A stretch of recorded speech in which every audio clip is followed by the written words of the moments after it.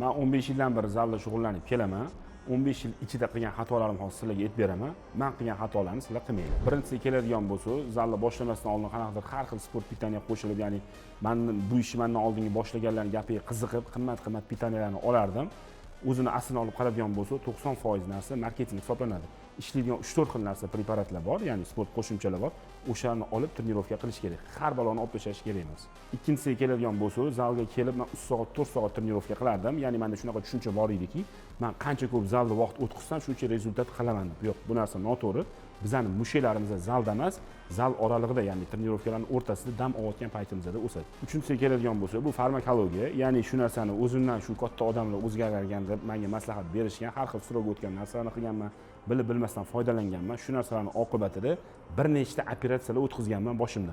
O'shaning uchun sizlarga ham aytaman, farmakologiyaga bilib bilmasdan yaqinlashmanglar. Foydali ma'lumotlarni o'tkazib olmaslik uchun blogimga obuna bo'ling.